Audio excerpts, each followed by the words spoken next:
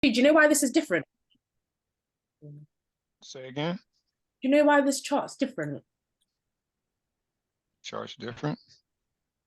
Yeah, so on currency.com, it's different to capital.com, and it's different to How different is it? What's the price?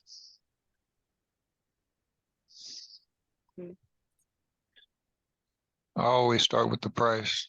Is the price the same? 34,305. 33,712.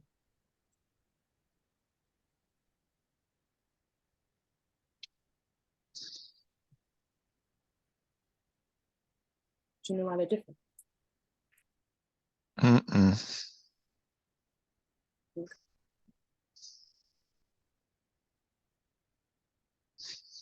Okay, I might start off with USD JPY. So this one played out, and I only got in last minute, like 2 days ago. Unless there's another pair that anyone wants to interested in. Nah, we could do that.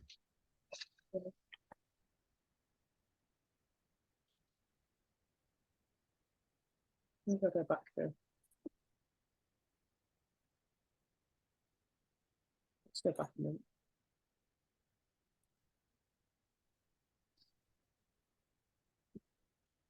So from the month of May, I can delete. No, I don't have to delete these. To chart.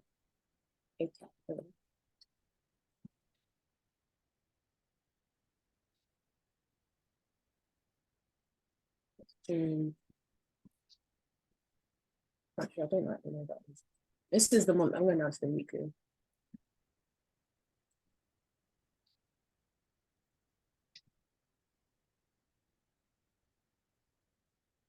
I'm back testing this week. I'm just going to back test this week.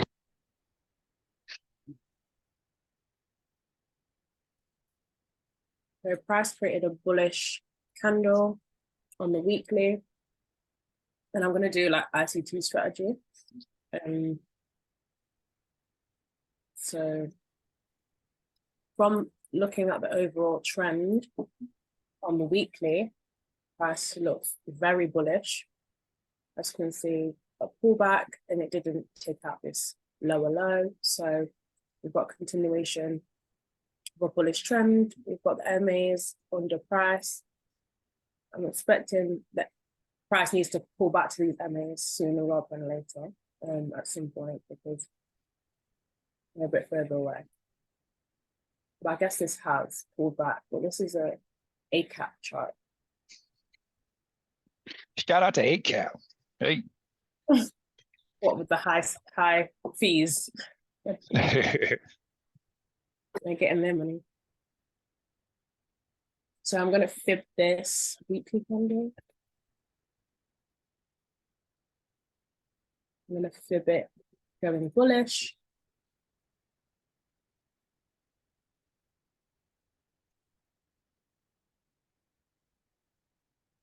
The price is currently not yet tapped into this fair value gap area, but it's in a 3-month 3-month golden zone.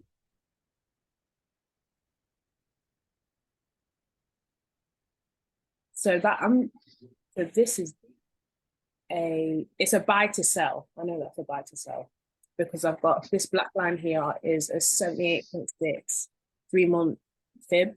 So this I'm expecting price to go into this monthly bearish OB. So I've just put the fib on this weekly candle. A little bit closer. And then I'm going to drop down to the daily and see what I can see on the daily. I'm going to mark up this fair value gap. Actually, I'm not going to mark up the fair value. I'm going to mark up this daily bearish order.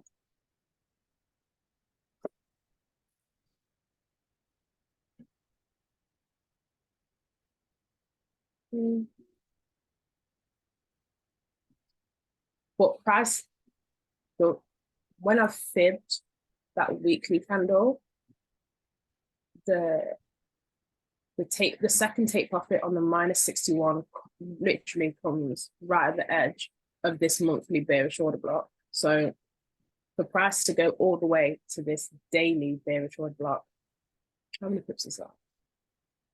So for price to pull back to this golden zone and go to the 28 and the -27 of the fib, that's 255 pips. And then for it to go to the -61, that's 354 pips. And then for price to go to this daily bearish order block, that's 514 pips. Unless there's some really big news happening this week,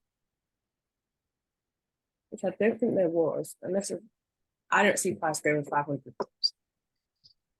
I see price going in this fair value gap.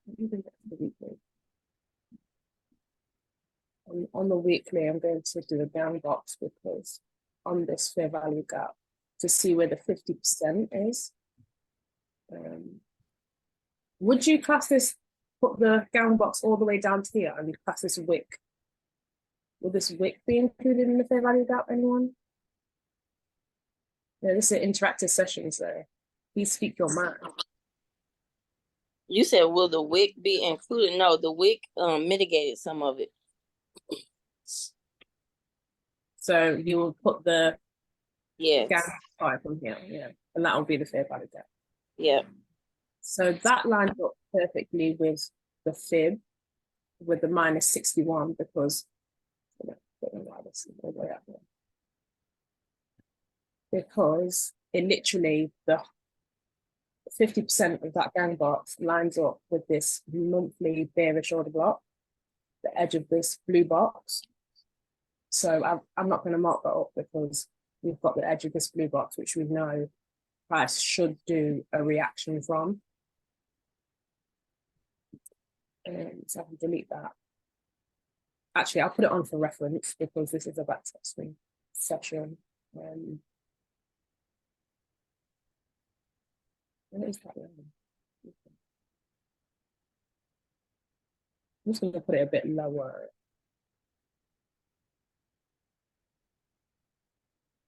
Did everybody have a good trading week? I did. What did you trade? It was pretty decent. DJ was the best for me this week. What's that? GJ? Yep. Okay. You go, girl. Yeah. Yep, that was the best. What did it do? Buy or sell? I sold it before it bought back up. I caught a nice entry. Love that. Yeah, I'll take it. Thank you. And did How you did you do this week? did pretty well. I'm surprised. Why are you surprised? I didn't blow any accounts this week. Oh, I heard that. I didn't either. You know, 6 months, even though I was so tired, so I didn't trade on Friday. I didn't trade today. I traded today and then let the trade go all the way back to entry. What a bummer. What a bummer. And what pair? Which pair? GA. This morning, I tried to be a good little mommy, took the kids to the zoo. found the entry. I entered. By the time we was leaving the zoo, it started retracing. I should have got out when I seen, where it was at. I should have just took it and been done. But yep, I held it and it went back up to entry. At least you got out at your entry though. Yeah, I didn't take a loss. Good thing. That's the main thing. That's the thing about a Friday. That's why I thought I'm not going to trade for the afternoon because I'm already tired. My head's not really there. So I thought, you know what? Oh yeah. Like this is already a losing day for me, so I'm not. My mom's sick at the moment, so I have to look. I'm looking after her, so it's too many things to focus on. And yeah, I'd rather not. Yeah, it's supposed to be in and outs for me on Fridays too, but like I was busy, so See, I will.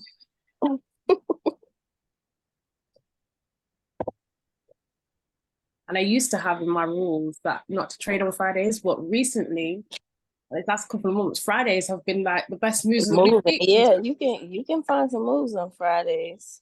Hmm. You just gotta know not to hold them. Let it go. Get in, get out.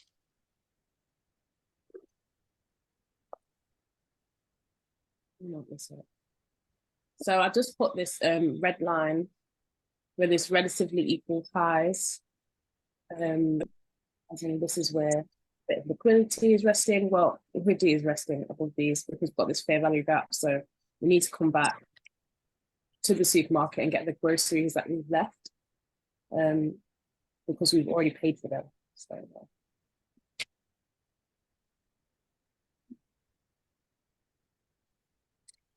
I'm just going to mark up this. What? Oh, yeah, this bit.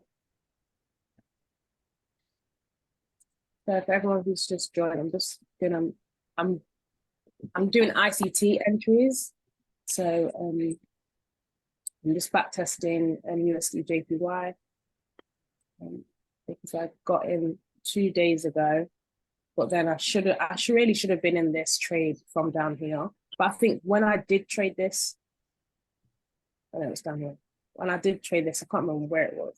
In this pullback, I think I took a loss. So then, because I must have over leveraged and I took a loss, and then it kind of like blew me off this whole move.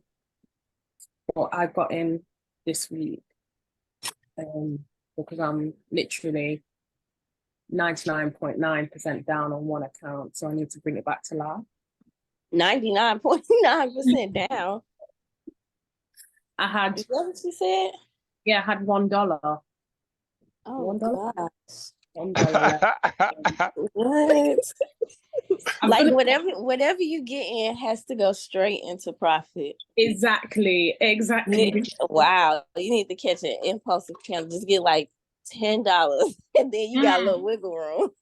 Yeah. Wait, Me. do you have like 4,000 or 3,000 like last week? What, on that account? Oh, is it a different account? Yeah, it's a different account. Oh, okay. Yeah, this is a different account. This is an accelerated account for my Forex. Yeah, my Forex funds. So it's where you get 50% of your profits each week. So all you need to make is 10% or 20% target on the account. And yeah, I was in a mood and I kept on trading and I wasn't, yeah. So that's why it went down to literally like 99.9% drawdown. But I've done it before. I can do it again. It's just patience and bring it back to life. Like Alicia said, I need that's true. Sniper entries, and I need to know for sure, like my confidence is that price is going in my direction. Mm-hmm. I'm trying to grow a $7 account, so I know the vibes. What is the account? $7 or is there more? It was $7. It's at like 23 now. But I'm trying to challenge myself because it was an account that I just had like a few dollars in. So I was like, let me see if I can. At first, I'm like, can I even take a trade with this low amount? But sure enough, like it was EU because you got to find those pairs that got real small spread. Yeah, so I was able to make a little bit of sense off EU and stuff. So I'm trying to bring it back to life. It's possible. It's definitely possible. It is. You really do have to be disciplined though, because it's like every cent count because it's so little. So what did I do? I did it on one account and then I got it up to, then you once you've made that, mine's a 20%, so I need to make 20% on a 2,000 account and then I get 50% of those profits. So once I've made that, I got upgraded to a 4,000 account and I blew that literally like straight away. I was like, yeah, I was just putting in trades willy-nilly. I was like, Mhm. yeah. So the money that I made from the 2,000, I just put on. Oh gosh. It's okay, we'll come back. But whatever you make on that account, they will give you 50%. So on one time I made 400 on a 2,000 account, and you only need to make 200 for 20%. What broker is that? Wait, sorry, I made 800 on a 2,000 account, and then they gave me 400 back in profits because you get 50%.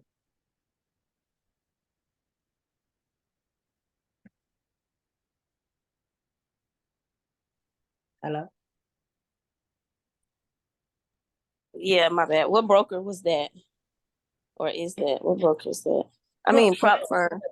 Oh, my Forex ones. Oh, yeah, I can't use them. Why? Yeah, for some reason they're not. I can't use them in my state. I don't know why. It says it, but I just don't remember why. Once it said that, I said, okay, I'm not. I don't even care. Missouri. Oh, Yeah, I don't know. Sucks, but it's all right. I have to ask Todd if there's another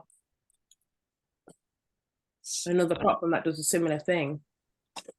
There is, but in Missouri, it's okay for the KKK to be there. It's just not okay.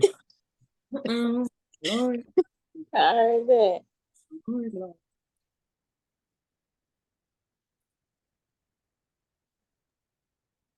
We can call Dave Chappelle and get that hood that he had when he did that skit and send it to Alicia.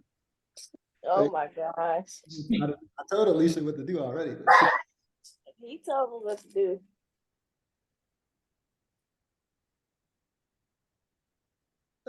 Hey, but you can use what's that one? True funded, something like that. True funded. True funded. Is it True Forex Funds? Which I'm gonna have to go look at it. Did y'all reload for y'all's monthly challenge? What do you mean reload? You know, we got a week left, and I mean, it starts all over again. Like all these places offer these challenges. I'm in drawdown. I Fund- think I took my Funded Trading Plus. They have that Masters Trader program. It's similar to that MyForex Fund. funding trading plus. Funded Funded Plus. Trading Plus. Oh yeah, I had a few accounts with them.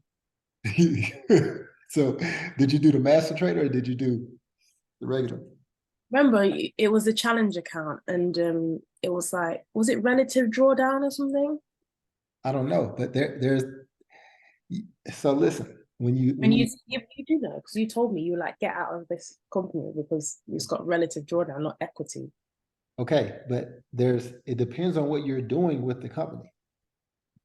Just like the one that you love so much, what is it, True Forex? Who, me? The Funded Trader.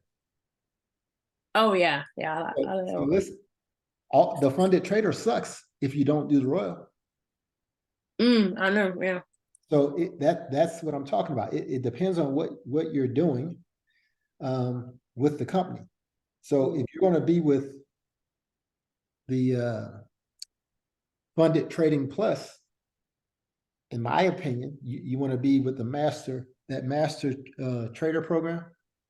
It's like the MyForex Funds account because you got that 5% drawdown, but that's just on your initial balance. So let's say you get a 25K account and you run up 5,000 profit or $1,200 in profit. Instead of you being able to draw down 5%, you can draw down everything that you made plus that 5%. You understand what I'm saying? You say funding trading plus? Funded Trading Plus. Yeah. So for somebody like you, This one. I don't know. Let me look at your screen. Somebody like you that trades like you that loves to over leverage. Yeah, that one. If you get the master trader program and you run the first time you make profit, right? And don't withdraw it, just leave it in there. So now when you want to go ham on your next trade, like you always do, if you go into extra drawdown, it won't matter. If you build a cushion, you know what I'm saying? So what's the profit target? I mean, there is no profit target. It's I think you can make a withdrawal after you make a certain percentage, but you don't 5% profit target. yeah, so you don't want to I don't think you want to withdraw, you just want to leave it in there.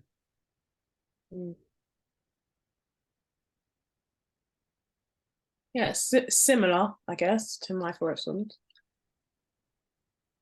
Yeah, but I think you can do more. I think you can do more with that account from a trader's standpoint. Mm. Now you'd have to trust yourself that you can make profit, but you already know you can make profit. I realized that, and I should have realized this page as well. But I need to be doing something. So I've got the my funded FX. I think my funded FX is probably better than the forex. What's it? The funded. I like my funded FX. I mean, listen, they all have their advantages, you know, but in terms of their challenges and how quick. Why do you think the challenge is better? Because there's no time limit. Well, there's no time limit, and it's got the 2-step challenge, which is the same as the Royal Challenge in the funded trader, but just minus one phase.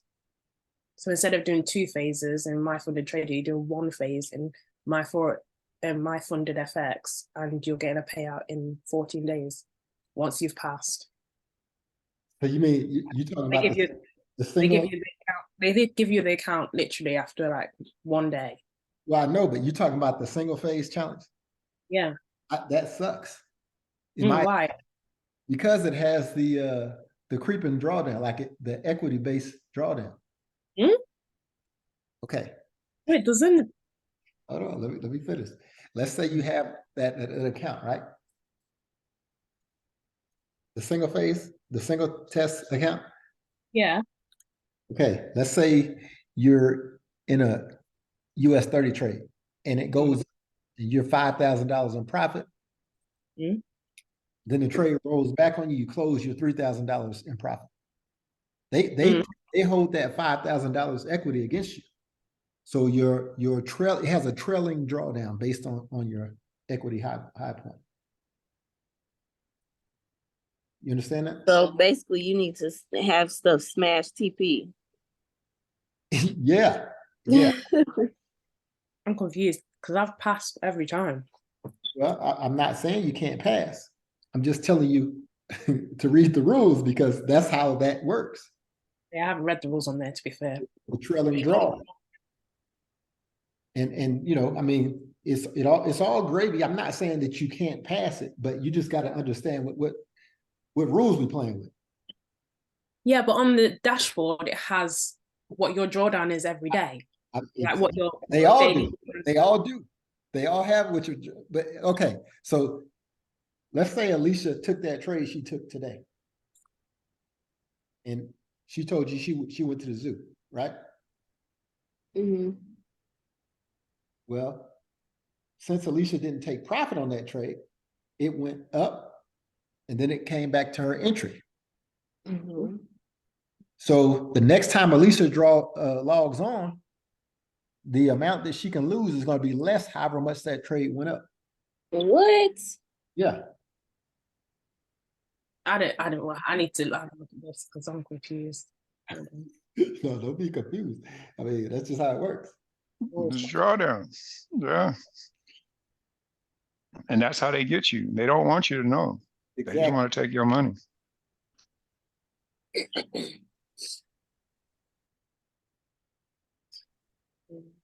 I'll never do that one phase account with them with that. Any prop firm that gives me a trailing,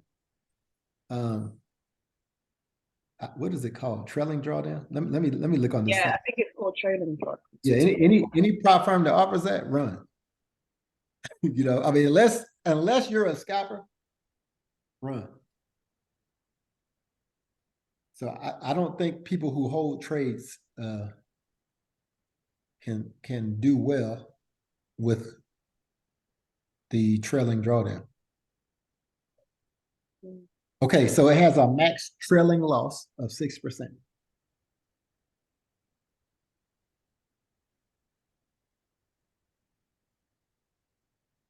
And the key word is trailing loss. Oh.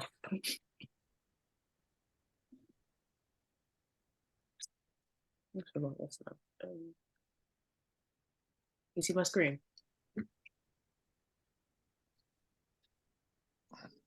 Yeah, we can see it.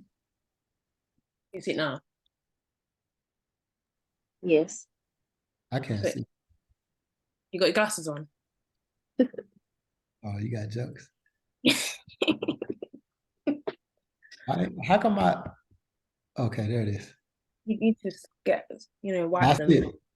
it. I see your screen. Probably got the chicken breast juice on, just give them a little wipe. I can't see the numbers. So that's phase one though. That's not the one. Is this the one step? Yeah, this is the one step. So you have trailing. Your maximum loss is 50K. I've zoomed in for you.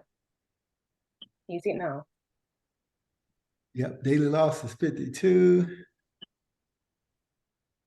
What is your account? That's how much I lost. I think that's how much I lost. Is it? No, that's how much you can lose. You've made a profit of 10%.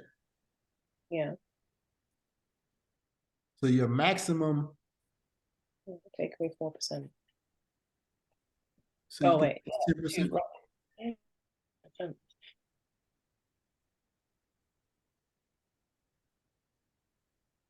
This is saying your maximum loss can yeah, 6%. Oh, yes. So the daily loss is 4%. The maximum loss is 6%. So the daily.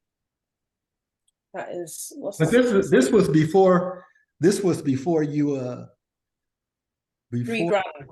Wow, did I go down to that loss? Gosh, mate, that's a lot. you said what? I can't believe I went down that low. It's 3K on a daily loss. Yeah, but so this was your first day trading the account? Yeah, I think I lost a lot. The maximum. Was this your first day trading? No, I went into a drawdown. So that's why it was 50. That's why it was 50K. So you have to wait until I guess Sunday to look at what your it's going to be 6% from that profit that you made.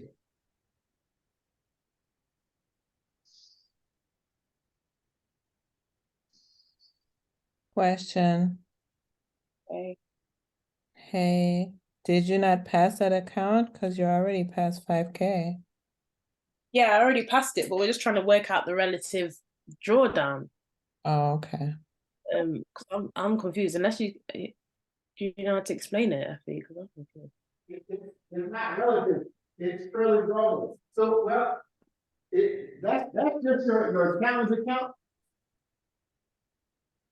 It's not going to show it in that account because they're going to give you a live account now, right? Yeah. So you're not going to see it. What you have to look at is see that high watermark.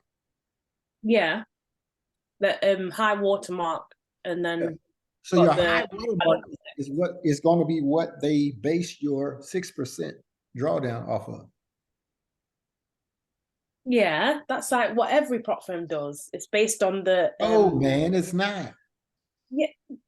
Listen, hold on. Let me explain something to you. Yeah. If you get a regular two-phase account with this same company, it's not like that. Now, if the New York session closes and you have a equity mark, then yes, that equity stamp is what they go by. But in this particular account, if it happens at 11 a.m., if your high watermark is 11 a.m., then your trailing drawdown is set off the high watermark. It doesn't matter. Your high watermark is what triggers your trailing stop. I mean, your trailing loss limit. Do you understand that? So I will eventually. Well, that's you have to understand those rules, because that's how they smash you, man. Then they'll have the nerve to talk trash to you. The rules are right there. What?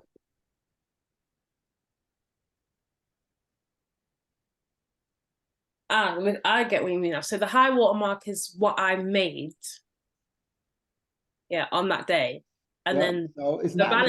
balance is what I actually took. Because I remember this. So listen, I made the 10%, 10%, well, near enough, and then I ended up trading again and then losing like $1,000. And I was like, oh, that's so stupid. right. So your high watermark is what they're going to base your. Yeah, the high watermark is still what they base what you could lose off of the next day. Okay, so that's the 6th of the 20th, and then this the 21st. Okay. See, I love this company, but not that account. My 100K account is a regular one. I took the 2 phases because I had a 10K account with the other way. The other way. The account you have right now, that one phase account. Yeah. Yeah, I don't like that. I don't want to get rated off the high watermark, because if I hold a trade, I mean, it's going to pull back. You know what I'm saying? At some point, the trade is going to pull back, and if this account is not good for people who hold trades. It's good for if you're a scalper, maybe, and it's good if you know the damn rules. That's really what it boils down to.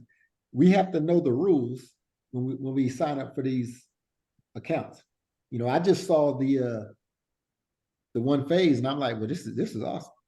You know what I'm saying? So, I don't have nothing bad to say about the company itself. I like the company, but that account is not for me. Yeah, normally I read the rules, but this time I didn't read the rules. I just took your word for it, and you told me not to go for the one phase, but I still went for one. You say you still with it? Hey, I was thinking, what's the point if I'm gonna make, like, what is it, 10% on one phase? Then that's exactly the way I looked at it. 4% on the second phase, and might as well just make that 4% in the live account. Hey, I felt the same way, man. Trust me. That's why I took that thing. I passed it in one trade, really, pretty much. I'm sure you passed it. Well, you could have passed it in one trade, but that's all I did was wait for my 100 pip trade, and I took the trade and I passed the challenge. The problem with that is if you try to trade a different way or you hold something, it can get you in trouble. Yeah. So at least before you violate the account. Yeah. Well, I didn't have nobody schooled me on it. And I really obviously I didn't read that part. Or I didn't understand what a trailing drawdown was, pretty much. Well, the prop firm that explains it the best is the funded trader. No, oh my gosh, what are their names again? Yeah, the trading program. They explain. Well, I guess we're not back testing. Frequently asked questions. They explain drawdown very well for anyone who's got a problem account. Funded account rules. I think it's rules.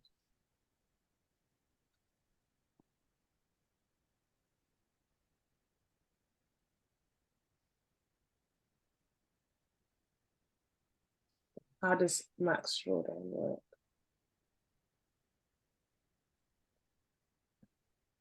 Because I read all of these before I bought the account. Why'd you read all of those? Well, I wanted to because I think it's the night challenge. So that's another one step. Oh, the ones that, And yeah. And I wanted to read that if you breach your so let me see the Knights challenge. So is that a trailing drawdown too? any violation of rules above rules on termination of trading account. I'm not editing more for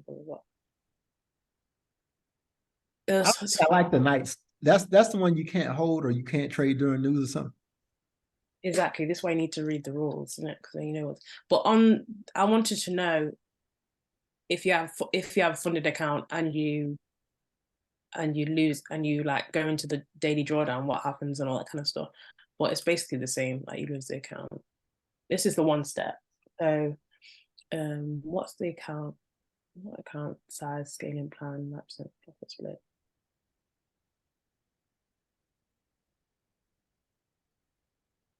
Max. Because they put it in scenarios, and I think it's really good. Because even when I was watching the video, I think this is the account balance, though, so it's different. See that it says 6% of the account balance. what relative drawdown. Where are you seeing that? That's better. Read the first sentence. The maximum total drawdown is trailing 6% of the account balance, which is awesome. Not equity. The high watermark is different than the account balance.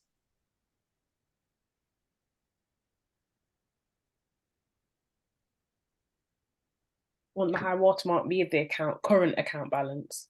No, a high watermark is the equity on the account. Like the equity, you could have a 100K account and get into a trade that shoots up, and your equity might say $15,000. And then it starts pulling back and you take your profit, but you don't take your profit until 12K. So the equity was 3,000 higher than where you actually took the profit. So what would your balance be?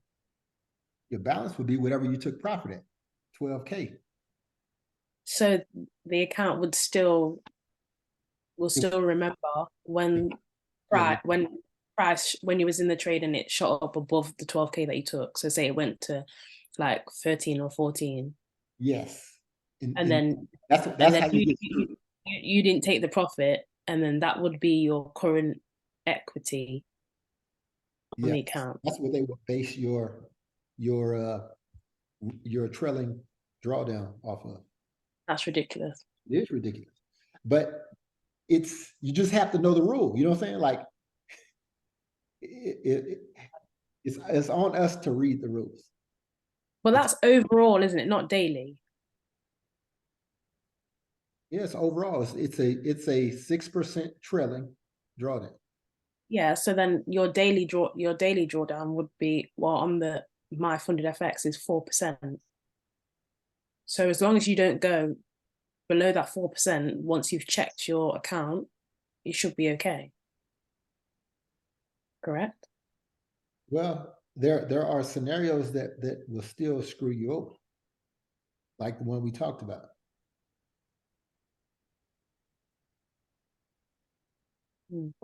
There's a way that you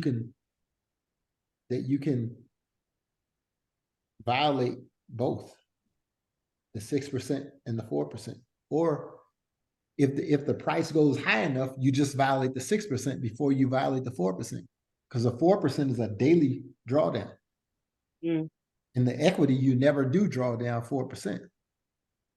But in the balance, you never draw down 4%, but the equity, you can definitely draw down 4 and 6%. It says equity or balance. Oh, see, that's bad right there. See, I'm confused about it. you see that?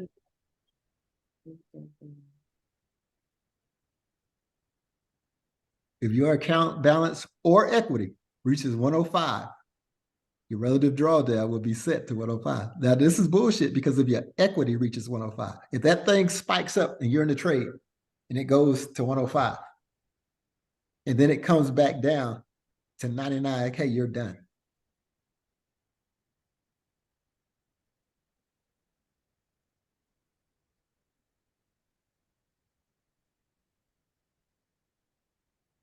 But that's your max. Your 6%, that 6 grand, that's your max, not your daily. But you got to listen to what I'm telling you, man.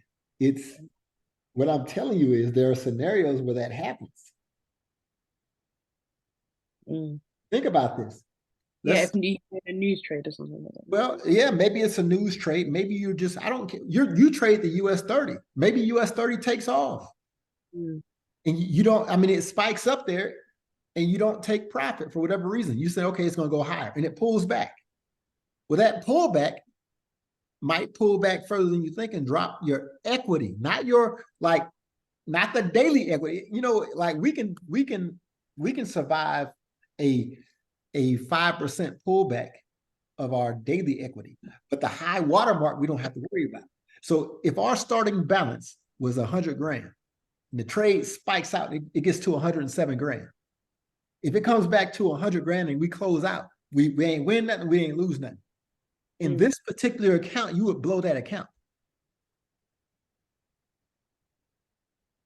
Does that make sense? Mm. Do you understand it? Mm. It happened to be on that 10K account, man. I was like, what the hell? There's no way I can lose this account. I didn't But lose. how much do you go in drawdown? 10%. It wasn't draw. This is what I'm trying to explain to you. I don't remember what trade I was taking, but the trade went up, right? I got in the trade, it went up. In fact, I think my balance was at 13K, right? So I was up 3 grand on this account. I got in the trade, it went up. Wherever it went up that day, it went up high enough to trigger my high watermark. And when it pulled back, it never went under the original 13K. But it obviously the spike took higher than 6%. The spike was higher than the 6% spike. So it took your floating profits. Yeah, pretty much. Floating profits. Now I get it. So it's taking the floating profits if you don't take the highest floating profit, that's what they're taking. Wow. How is that possible? There's no way I should be able to lose that account like that. This is a money-making game. Oh my God. Yeah. Both ways. Then when I complained, they were like, oh, we were transparent. I'm like, yeah, you were. Y'all were transparent, but come on, that's horrible. It is up to the trader to read the rules. But that's a trash can rule, man. That's a trap waiting to happen, basically. Well, yeah, but you can't say it's a trap when it's right there in front of your face, right? I know, but when you're trading it and you're thinking, okay, I can survive this pullback. Yeah, exactly. When really you can't. You should just taken the profit. If you're managing multiple accounts as well, it's like you've got to think about, okay, this is the account that's got the. And that's why I said I would never trade that type of accounting. At least I know now. Yeah, you would be pissed. You would be pissed if that happened to you, because I know I was pissed. Because you know when they closed, they started closing my trades. I'm like, man, this is malfunction, obviously. I went to Discord with confidence. Hey, man, y'all made a mistake. You know. Who's that with my Forex funds? No, my funded FX. Oh, and the one step. Yeah. Oh gosh. Okay. That's why my 100K account with them is a 2-step 100K. Okay. They'll never get me like that again. Okay, I gotta remember that one. Finger. Yeah. No, I know. Oh, Yeah, snap. Oh yeah, I got that trade. I got. I didn't I realize. remember because. What's that? I didn't realize that was the account you bought. Yeah, both times. But I mean, you trade a different style though. Like you trade the US 30, which that account might make more sense. You know what I'm saying? Yeah, but I hold pullbacks, and that sometimes burns me. Well, yeah, But just it doesn't burn me like it burns the account. It just burns me as in terms of I've over leveraged to pass the max daily drawdown. well, So it definitely happened on that style of an account. I said that can definitely happen on that style of an account. and that's why now I've gotten a rule. Well, I'm trying to just be more hard on my rules. Is that depending on the trade, it's either 500 or 1,000. I'm risking depending on the trade. But I need to iron out through creases my trading plan. To be fair. Yeah, I would rather just take 2 phases than play them reindeer games.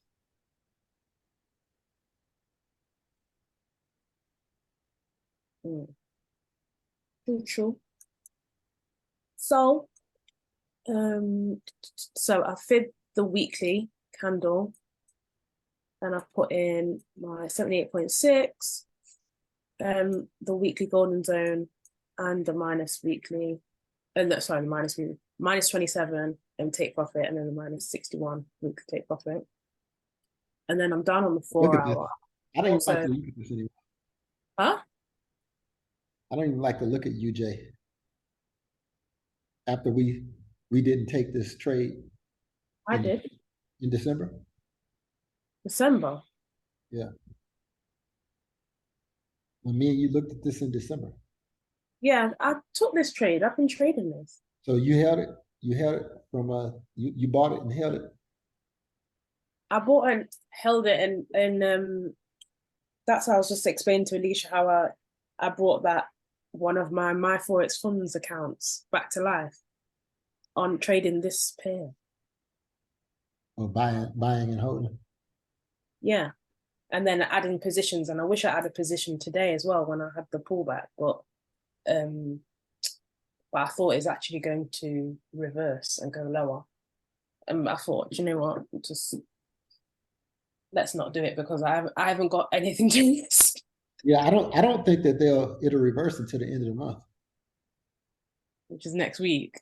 Yeah. But I had to come out of the trade anyway because you can't hold trades over the weekend. On your accelerate. Well, you can. I can't, but you can. You figured it out. No, you're not meant to. Well, but it works for you. It don't work for me. Had some favor on that one. Yeah, I guess you did. You must have sweet talk somebody up there. I didn't talk to anyone. Apparently you did. I should email them and say, hey man, they let you slide. They didn't let me slide. But I thought, you know what? You can't risk those things again. So let me just take out the trade. I made $12, so that's good. And plus price is definitely going to pull back anyway. Anyway, guys, I went down to the 4 hour, and then I went across because there's no current price action around here. So I had to scroll across and see what is happening over here on the other side of the bridge. And then we have these 2 candles overlapping, which indicates there is a order block here. So I just put bearish order block in the notes, and then I've also done a border of blue, so I know that this is an order block on a lower time frame. So with price is currently in that. Yeah, because this blue and green line here, this is price. So price, if I go for, yeah, that price is in that line. No, it's not. So what is that? Oh, that's another thing. Price down here. It's reacting. Yeah.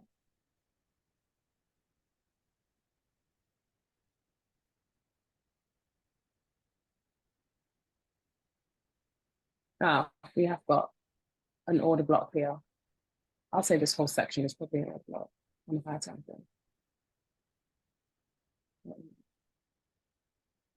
So we've got a little reaction of this one. I'm going to cover both of them. So we might get a pullback starting the new week.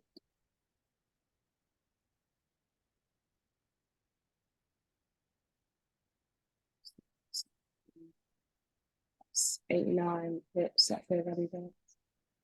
And then you've got this fair value there. Just 250 pips. We'll wait for a pullback anyway. I'm hoping price breaks this area first, and then pulls back. So which would enter this price into this liquidity that's investing in both this relatively equal highs. Sometimes I go down to the 2 hour to see what else, if there's any other surprises. I don't want to have any other surprises when I'm trading. Wow, this is like a straight candle on 2 hour.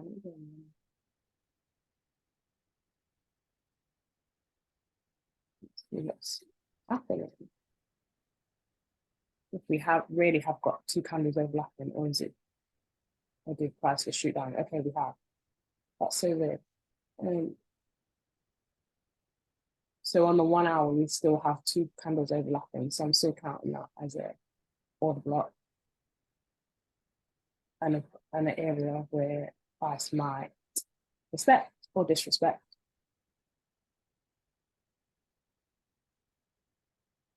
So I'm just going to play this out. Does anybody prefer a certain time frame? I'm going to go to the 15-minute because that's the entry time frame, and just play this back. Oh wait, let me put in my, so this is Friday. I'm going to put in my ICT entry criteria markers. So on Monday,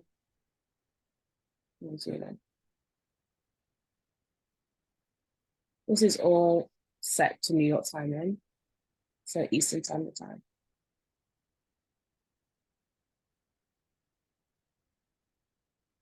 I'm gonna put them thicker so you can see what. So I put Monday 8 o'clock, 8 a.m. And then 12 o'clock.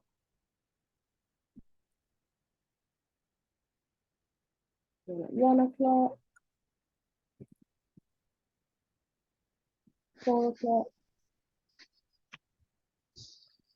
And then I'm just gonna play this out to see.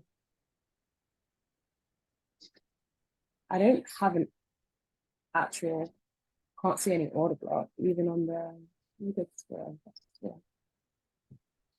this area, I'm thinking price might react from. It might not even reach this floor and this golden zone because it's got this. This looks like an order block to me.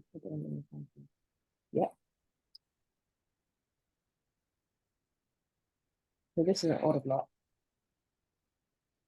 Well, it's got it here. And then that's it. This.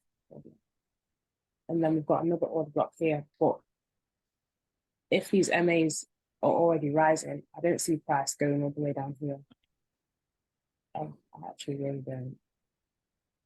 Yeah, because this imbalance on the 1 hour is already filled. We hardly have, ooh.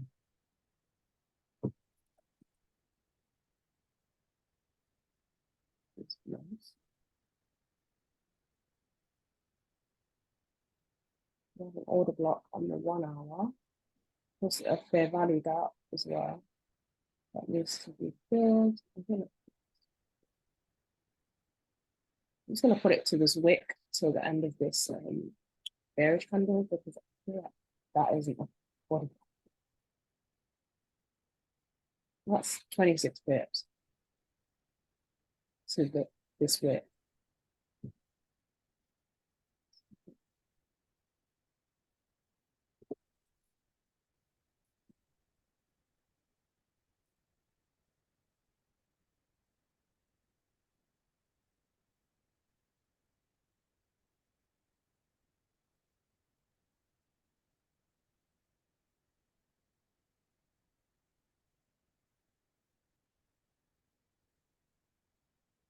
This one was was it 2 hours? Was it 2 hours?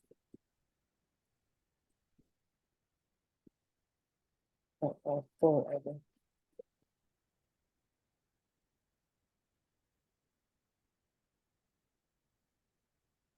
So what I'm looking for is price to pull back, and then so a sell to buy, and my first CP would be the -27. Yeah, let me put this a bit bigger so you can see. I don't know it's bigger.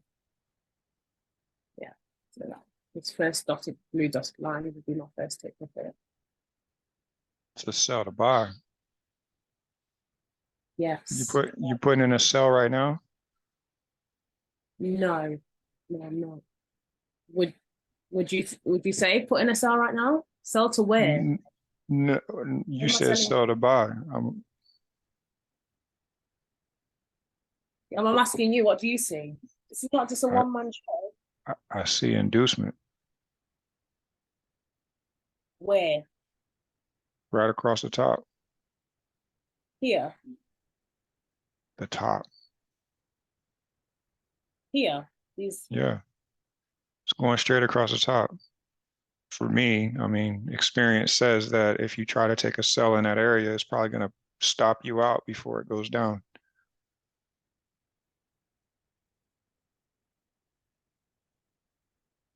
I'm just saying that's just what it looks like. What do you mean stop you out? Like it will stop you from going in for the sell, and or go to a buy instead. Well, if we're at the top of the structure, we should be looking for a sell, but you can't sell from there because it's probably going to stop you out before it goes down. Okay, got you. So I'm gonna go that anything after 15 minutes. I mean, sorry, the 30 minutes. See what's popping up. On the 30-minute, this is actually gonna pull back into this candle. Mm-hmm. Will create a ICT sell for a sell, and like what I just said, bullish OB. We've got a bullish OB. I'm gonna pull this block right here on the 30-minute time frame, which price will react from. This is why I don't like Sundays or like trading on Sundays, because price just it does what it wants to do.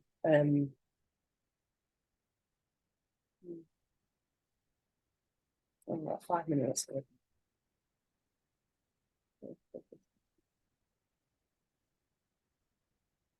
I prefer to wait until the Monday and then go. I'm gonna flip this. And pull back.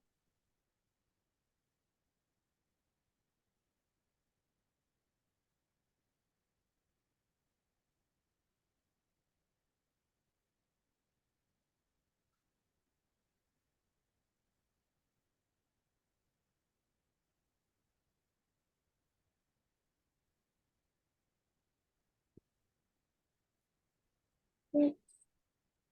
Let's complete this flip. And then I'm gonna go down to the 15-minute. And then we're gonna play this out, see what happens. But tell me when to enter in for the sell. Yeah?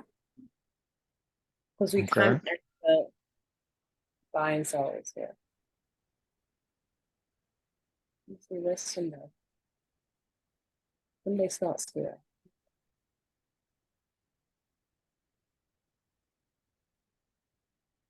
This is that's when Sunday. And do this as a faint red line.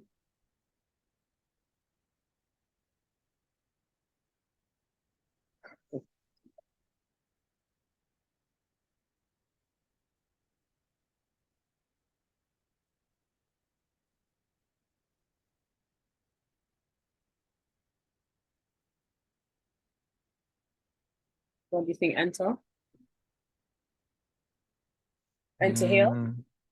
It's an equal low. No, I want it to go into the block. That's what I would prefer, that it goes into the block. But it has kind of gone into the block now. No, kinda. Nope, not kinda. I want it in the block. What, so you want it where this dotted line is? Yeah. With 78, because you're 78.6 man, aren't you? So if I get in at the block, I'm gonna Oh. put this up. See, that's what I'm talking about. So That's you what I'm would talking get, about. No, I said it was inducement. This is what I expected for it to break the high. okay, and then what? Fall back. We don't know. It's a bullish order block. You need a bearish order block with a retracement. See, that's what that was supposed to be.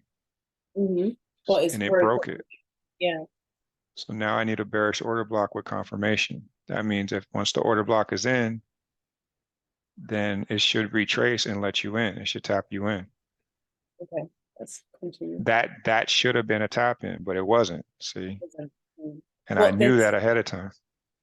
But there's so much going on down here. I'm surprised that wasn't a tap in for a sell, because there's so much going on down here. Like, Well, yeah, you can. Okay, so here's the thing about putting in a lot size that doesn't hurt. Once it got towards the base of those two candles up there, because the candle was snappy, it wasn't really real time. As soon as it got towards the base of those two candles up there, I would have put an entry in with a stop loss right above the wick. But when we did the preliminary look at it, we already knew that it was skimming across the top. That's why I say never think that when it goes straight across the top like that, that you could just put in a sell in this area and think you're not going to get stopped out. That's what inducement is all about. because Liquidity grab. yeah, I get what you mean, because obviously you think that, like across here, you think that, okay, this trade is done buying now. Yeah. You know, it's done buying. It's high. It's gonna pull back, or it needs to pull back. Right. But like you just said, you can't just go off. You need to look deeper into the charts basically, and read what the story is telling you. Like, because you haven't. And know the terminologies. Know what inducement is. Inducement is exactly this. Right. Yeah. So we don't know how high it really wants to go from here. Usually it's just a quarter or two above. I don't know the price here. What is the price? 141,890. Right. So 140 and then 142,500. So 140. Nah. How many pips is that? You said it's at 141,800? Yeah, 142,500 is 22 pips away from, or like 23, away from the take profit area, the minus 27 on the fib. So that puts things into perspective.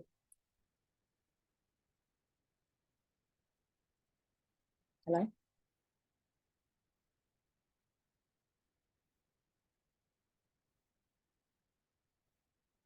Hello?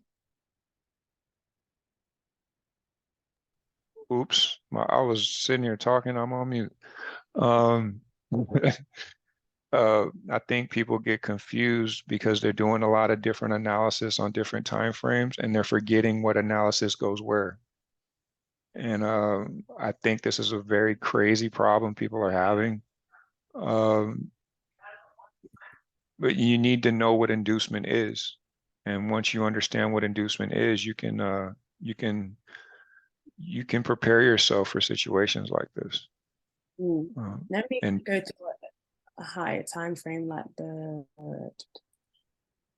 daily. The daily would be better, because if this is a daily candle, at the end of the week, it hasn't. How many pips did that pull back? It pulled back 15 pips on a Friday. So that means on a Friday, it was rallying. Price was rallying up, you know. So that shows me there's strength in the bulls at the moment. Yeah, and it's a bullish order block. Even though it's a spinning top, it's still bypassing that previous wick. So that's continuation to the upside. No matter how small that body is, as long as it's bypassing that previous wick, it's a bullish order block. Mm. So that means there's strength in the bulls because it's actual bodies and it's not even a wick. So it's always good to look on though. And And then as soon as you hit play, the first thing it wanted to do was go straight up. Mm. That's kind of what Alicia was talking about with the Friday trade. It's a bullish order block. And if you think you're going to catch a sell at the end of Friday and it's not going to go back up to the top, you're fooling yourself. The bullish sentiment, the week is going to end on a bullish note. So it's not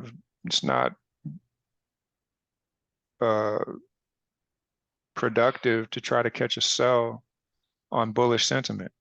Mm.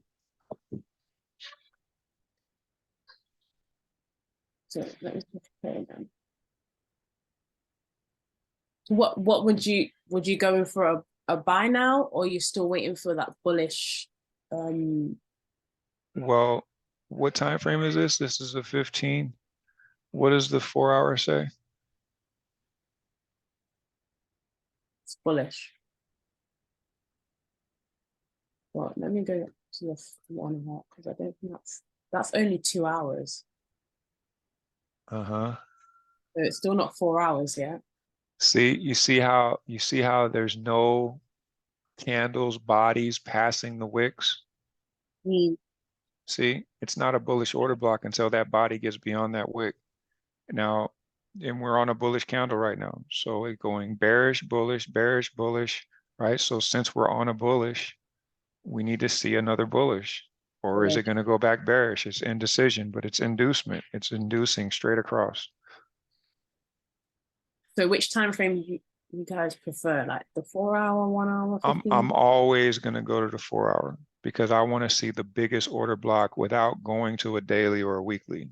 So the 4 hour helps me there. And then I can go into the 1 hour but everything's based off the 4 hour to stay out of trouble. See that body. Okay. So it drops down. Okay. So now we have a bearish order block. So once we have that, we need confirmation. Is it bearish? Okay, well then it needs to go back up and do a 78% retracement. So let's flip this. Let's see if we get that. Am I fibbing it bearish then? Not bullish, isn't it? Fibbing it bearish. Yeah. I have to double check.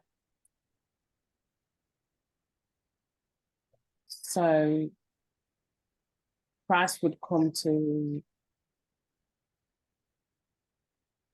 the basically afternoon because that's where a bullish order block is. So that makes sense. Well, that's a 78 on that bullish order block, right? Or a 61. That's a 61 on the bullish order block. The golden zone.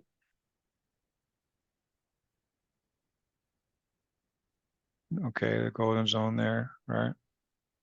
And remember, the daily was a bullish order block. So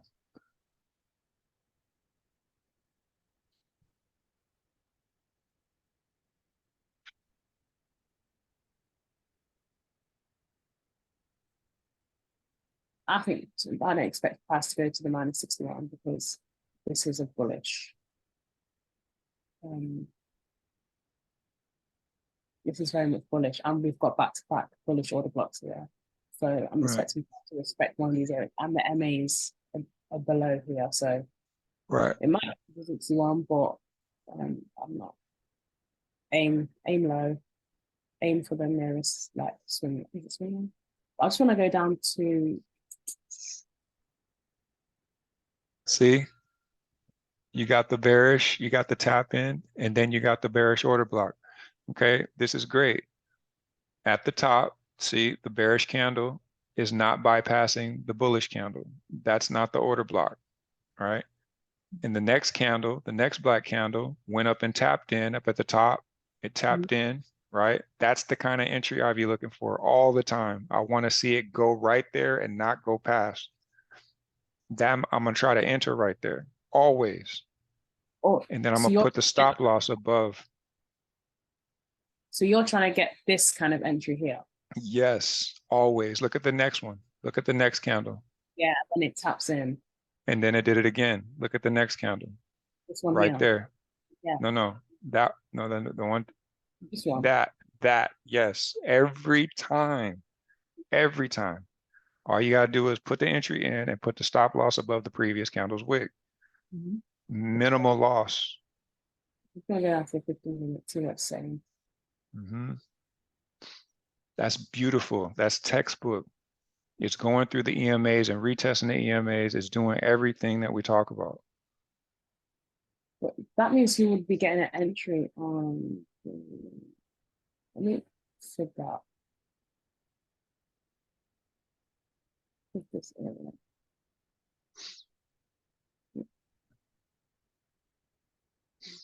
And that's why I like to show the pattern. Once you understand what the pattern looks like, we can do all the extra bells and whistles and put the fib on and all that, but know what it looks like. So when that makes you faster. That means you don't have to put the fib on it. You know it's going to the base of the candle, put the stop loss above, boom, you're in, gone. You're gone with it. I just want to put the fib on because you're I'm saying just running my mouth. Do what you're doing. so I want to see this on a lower time frame. Right, here we go. This is the Gucci that you're talking about. Isn't it? So That is beautiful. My God. Move it fib back on. Yeah.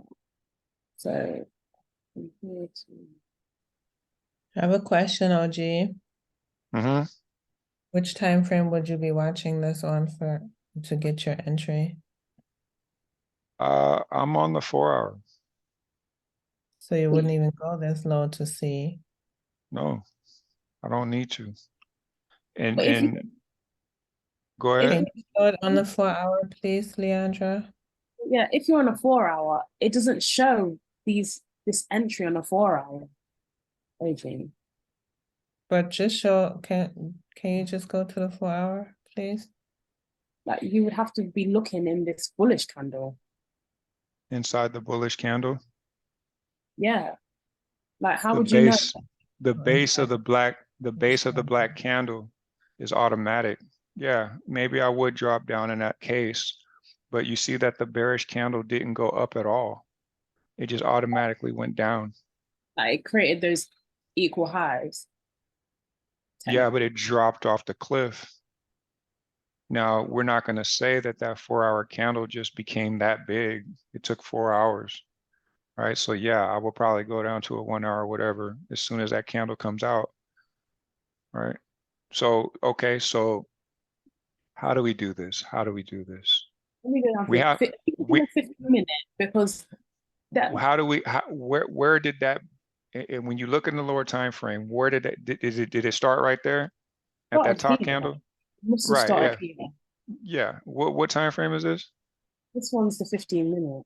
15, what, about an hour and a half? Mhm. Not bad. That's not bad at all.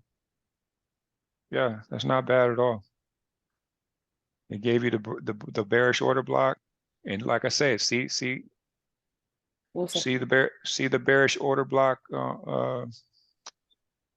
Effie. Now go ahead. Yes. No, I thought he was talking to you. I thought he was going to say your name. No, on the 15. On the 15. I'm trying to measure the time. Oh, right. Measure the time. Yeah. It starts off at the top there. Let me see. That is fire. Fire. Right, yeah, that's it. So you see the first bearish candle is consuming the bull candle. It's not consuming the wick though. So it is a bearish order block. It's not the strongest you can get. The strongest you can get is bypassing the candle and the wick. So you see the one to the left of that red horizontal line, red vertical line. Hold on. Shall I remove the fib? No, you can leave it. To the left, though. The So you're line So that you, you put down, that red line, the This red one. line to the left. vertical line. This one, yeah, this is Yeah, you see that bearish candle? yeah. See how it's passing the bullish candles? Mhm. See, that's a precursor. It's already These telling you. See, even though it is moving in an upward direction, this is an ascending wedge. An ascending wedge likes to break and go totally bearish, right? See that bullish channel? It's at an angle, right? And then it likes to fall through the floor. It takes all those candles to get up there, and it takes less candles to get down, right? That's an ascending wedge, right? And it's telling you it's breaking all the candles, even though it is moving in an upward direction, but the bears are stronger than the bulls. And that wedge is going to get broken in dramatic fashion. That's how it sets itself up. And then it gives you the 15-minute entry at the top of the structure. Takes time for it to get there, but ultimately when it's done, and it's going to give you a tap in. It doesn't get more prettier than that. This is what you're talking about. Yeah, I'm talking about what a bearish order block actually is. It's when the bearish candle consumes the bullish candle and its wick. So even if it doesn't drop immediately, it's already telling you it's coming. When the bearish candle does not bypass the bullish candle, you got to have some concern there, right? So as So soon as you what is it called again? This one, this bearish candle, this drop here. say it again, What do you call this? Precursor. yeah, a precursor of what's to come, because it's an ascending wedge. And then the volume starts to get smaller and smaller and smaller. That's when you know it's about to make its move, because it's getting smaller. The candle volume is getting smaller. But when you get the reversal, you're going to get it exact, right? It's going to be a bearish order block, and then it's going to give you a tap in. So it was doing it over and over. And even if I take losses at every single one of those highs, it's because as it started coming up to the base of the previous bearish order block, I'm putting a stop loss above the previous wick. So now I'm using lot sizes that don't hurt. So that's 1, 2, wait, 1, 2, 3, 4, 5, and maybe 6 entries that didn't work. And this is the 15, right? So we're looking at roughly 24 hours to catch this move with lot sizes that don't hurt, because it has to give you the bearish order block and it has to turn around and come and give you the tap in. Out of 6 tries, I got it on the 7th try, because once you have it, you're catching the move, and then it's breaking the EMAs and retesting the EMAs for the second entry. So as long as you catch that first entry point, the second entry is right below it, because it's going to break the EMAs, retest the EMAs. That's your second entry, and it takes off. That's a perfect scenario, but it may This is take you six tries to get it. well, this is why I was looking on the 15-minute time frame instead of the 4-hour, because you won't be able Yeah, to.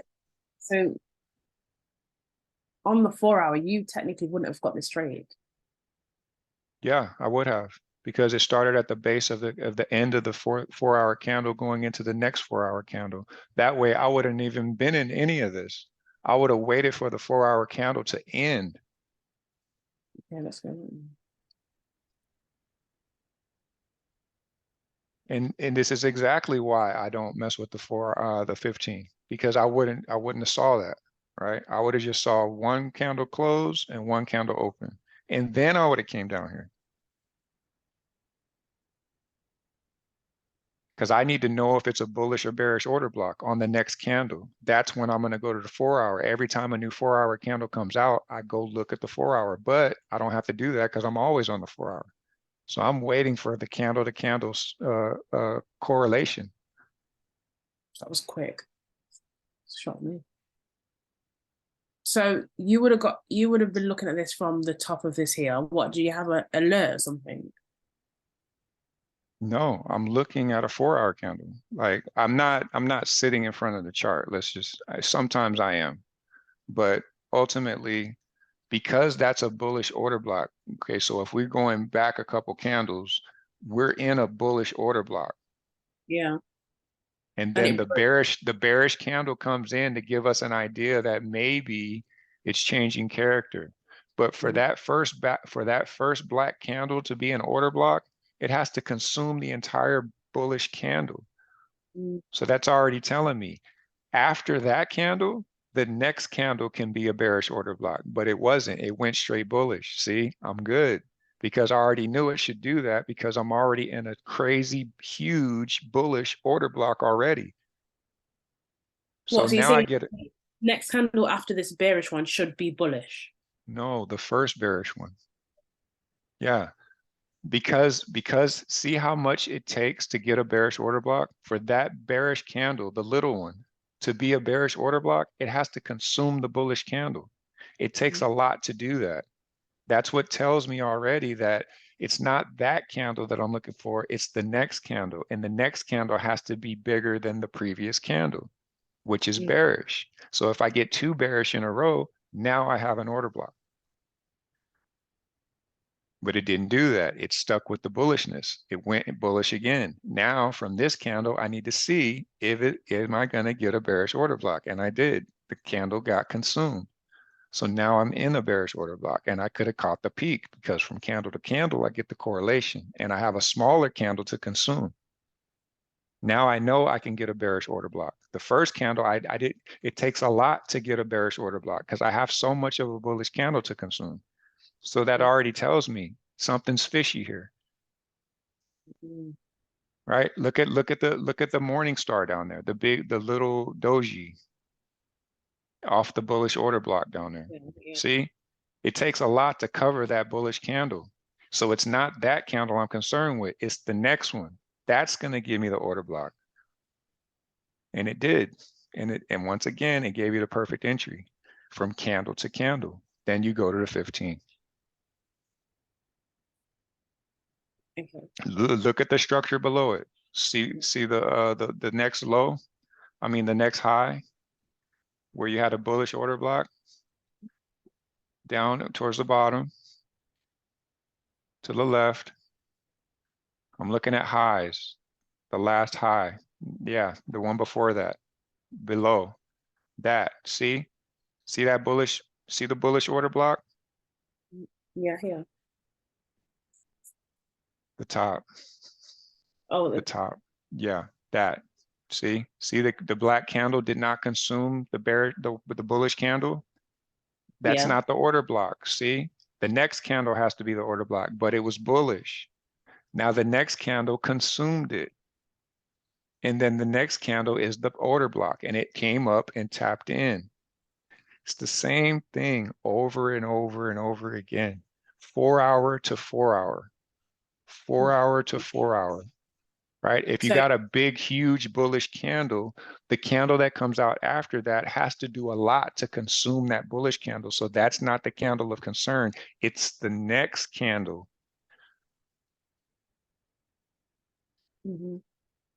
Yeah. And yeah, where you're pointing at, Go back there. Yeah. Where you were just pointing at At the bottom. Yeah. I wasn't pointing at anywhere. Oh, okay. Go to the, okay. Yeah. See how the bullish candle consumed the bearish candle? Yes. The See, wick and that's a bullish order block. It has to consume the candle, but you want it to consume the wick. Now look at that one. Look at that one. See how the bullish candle is passing the, okay, but look to the one to the left. Mhm. That one, you see how bullish it is, Yes. but it didn't consume the candle and the wick? Mm. And see how it curled around and came back? Mm. And now look at the next one. The bullish candle, go to the next level, right there. You see how the bullish candle consumed the body and the wick? Mhm. And then it kept going up, right? Mhm. That's a true bullish order block when it consumes the body and the wick. And look at what kind of momentum you get after that, right? That's true continuation in both directions. That's what you're looking for. You're looking for the candle to consume the body and the wick. That gives it its strongest form. And you get crazy momentum off of that. And it's breaking the EMAs and retesting the EMAs on the other side. That's textbook.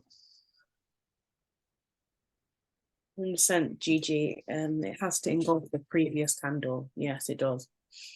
And the wick. If it And engulfs the if it engulfs the candle's body, that's not the strongest. It's the strongest when it does both. so, do you know how you said and the wick? Is it just the wick at the top, not the wick at the bottom? Because you've got this one engulfs the wick at the bottom and the top. This one doesn't engulf. No, the direction of where you're trying to go. Okay. If Okay. we're talking bullish, we're not talking about anything on the bottom side. It's all on the top, Mhm. right? Yeah. And I like using this example with the big bullish candle. It's not passing the wick though. So it would make sense that it curled around and came back and did I want to say that's a 61. That pullback is a 61, probably close to a 78.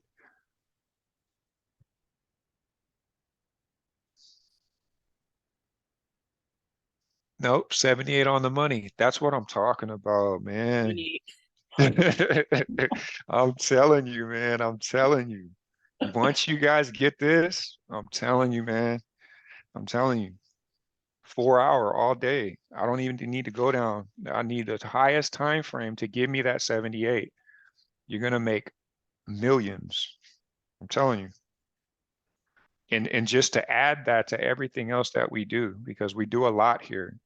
But if you can understand these little basic things, it's gonna streamline everything you're trying to do here.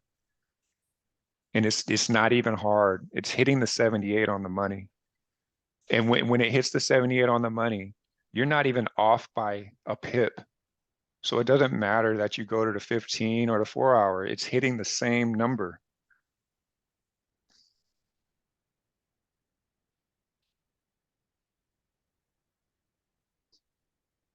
And whenever you see the direction and you get the direction correct, now you can go to the next 4 hour candle and play the retracement because you have it confirmed.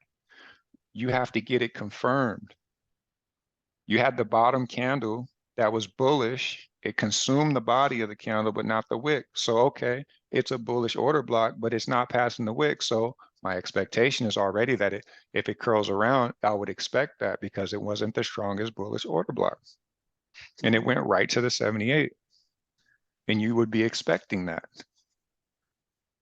I mean, if you're around me, you're going to expect it because I'm going to be talking about it and you can't shut me up. Mhm. 100%. Right. Okay. So, what are you expecting for this next candle? Bullish or bearish? One word answer.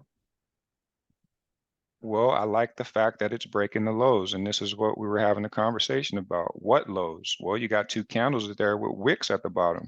Those are the lows. They just broke the lows. What is the next low? The bullish candle with the wick to the bottom. That's the next low, right? So now that it's broken these lows, it's leaving a neckline. So where your golden zone is, that's the expectation. Now, like I say, I like the bullish and bearish candles sitting next to each other, and I like to get as close to that top position as possible. So I'm looking at the golden zone because there's a neckline right there, and this candle just broke that. So that it should go and retest that area. Yeah, that's your golden zone, right at the neckline. I'm gonna use a lot size that doesn't hurt, and I'm gonna start entering when it gets into the golden zone, and I'm gonna put the stop loss above the wicks. On the 4 hour, on the 15 minute. on the 4 hour. That's what drop down to the 15 minutes. I want to see. And anything. remember, like I say about these time frames, it's a number that you're hitting. So it doesn't matter if you're on the 4 hour or the 15 minute, it's still hitting the same number. Yeah, I didn't go by numbers. I go by like looking at the charts. I'm not as advanced as you yet. And then when you think about, okay, if you look at that structure, you look at what's mitigated and what's not mitigated. Before that thing fell off the cliff, that last black candle above the EMAs has not been mitigated. So that's about as high as I would want to go.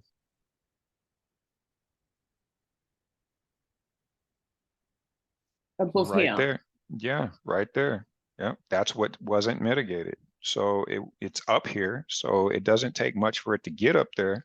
So you would expect it to get up there. Of course, you want to try to catch the entry at the golden zone. So let me know when to enter. Okay.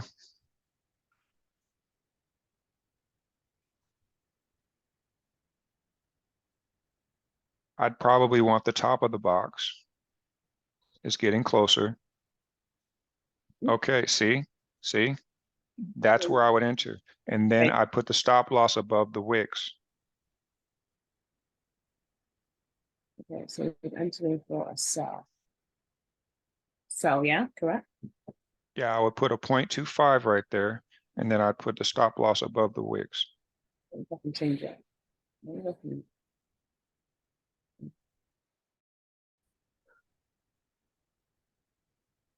I can change it. I don't think you And can. it, Well, we'll see if this trick plays out. and the Can you- closer it gets to that black candle, I'm going to continue to put 0.25s. And then I'm going to still put the stop loss above the wick. So you're going to stack positions All the way to the base of those candles up there. in this area. No, not the area. That black candle right there that has not been mitigated. This, yeah, this black candle here. Yeah. I want to go all the way to the base of those two candles right there. And then I'm going to put the stop loss above the wick. That's how I do it every time. I don't care if I lose. I'm going to walk into it and hopefully come out with at least 5 trades. But you're entering. Every 5 pips or two to 3 pips, something like that. Just walking into the level. So would you enter again Yeah, for a sell? I'm not buying. It's a sell. If it Mhm. stops out, it stops out. What? Are you entering for a sell or a buy? I'm entering sells. Okay.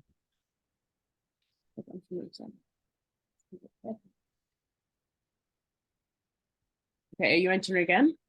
Nope.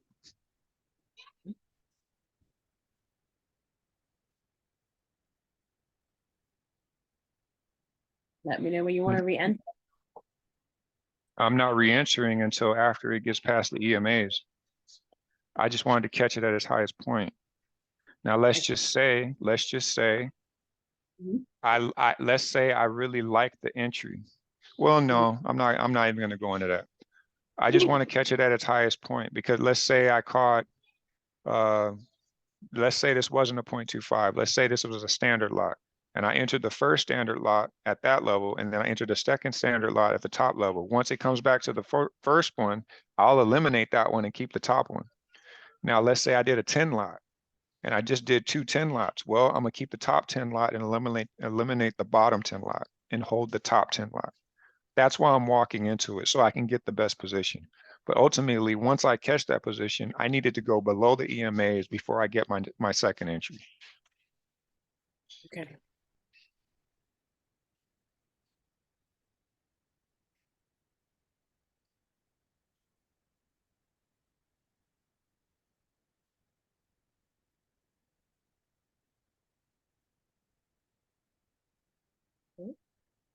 And it stopped out.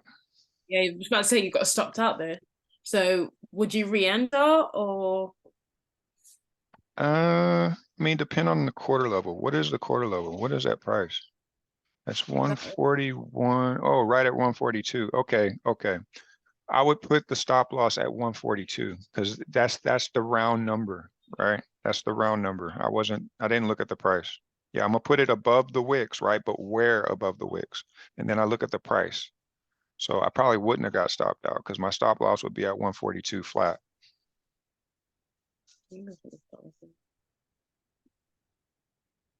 Oh, why not?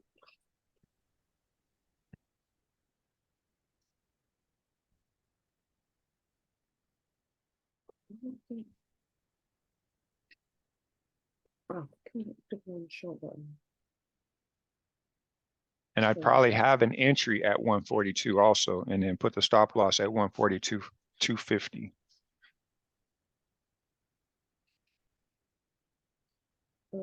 Oh wait, so your stop loss would be at 142, but your entry, entry fee. Yeah, that's exactly how I do it. So then your take profit would be this minus 27. No, I'm trying to go to the floor. Okay. I'm holding long term. It gets me in trouble sometimes. I don't care. I'm trying to go all the way out of there. So where's the floor for you? We'd have to go out and look at it. It definitely got to break the lows, right? Yeah, all the way back where it came from, especially if there's an imbalance that hasn't been collected. Wherever the imbalance hasn't been collected. Yeah. Down here. Yep. Yeah, let's put it 39,434, or I'll put it at 39,60, 600. Yeah, probably ain't gonna do that, but that's what I shoot for. Never say never, Oliver. Never say never. And I see all that inducement up there, so it's probably gonna go higher. So why are you going in for sells then? I could probably sell to buy. What are you really going to hold a sell all the way for 230 pips if you know it's going to buy? What this is the 15. See, like I said, the 15 will get you all screwed up. That's why I stay on the 4 hour. Who's that laughing in the back? Yeah, see, we have no true confirmation of bearishness. All right, so I guess I would be selling to buy. So Yeah, but you're not selling 230 pips, are you? I'll probably sell it down to the EMAs. Where's that? Where's here? The red one or the blue one?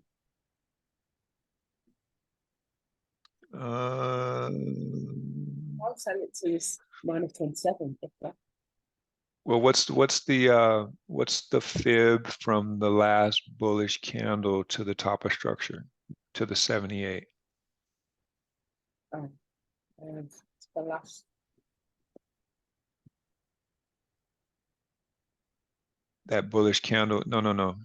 After that, the top one, the last bullish candle that wick down. Yeah. No. Like 3 candles above that. Yeah. Is a fib down or fib up? Fib up.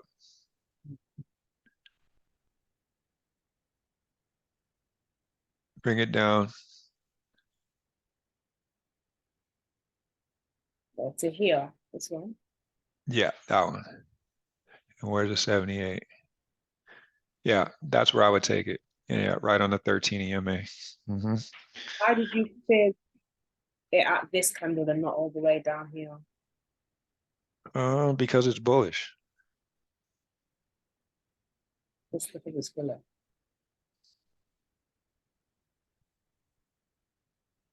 This isn't confirmed to be bearish yet. So it's bullish. So I'm gonna sell it to buy it.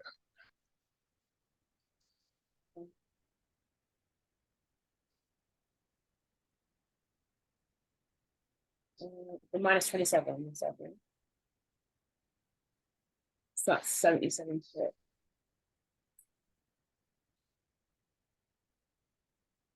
I'm gonna go back down to 15 minutes last. Let me see this kind of thing.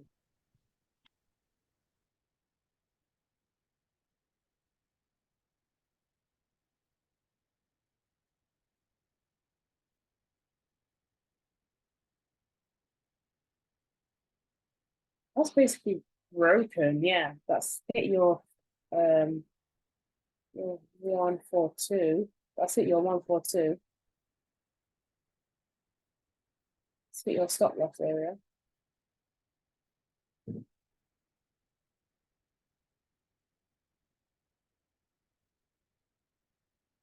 You're minus $93 now, OG, on this account. Hello? Anyone? Oh, I'm sorry, I'm on mute. I said I would re-enter at 142 and put the stop loss at 142,500. I mean, 142,250. So this one.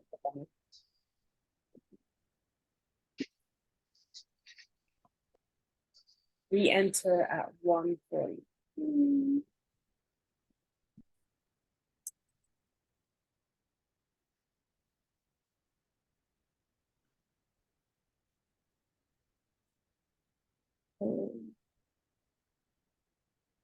Stop loss will be 142,500. 142,250. Oh, 250.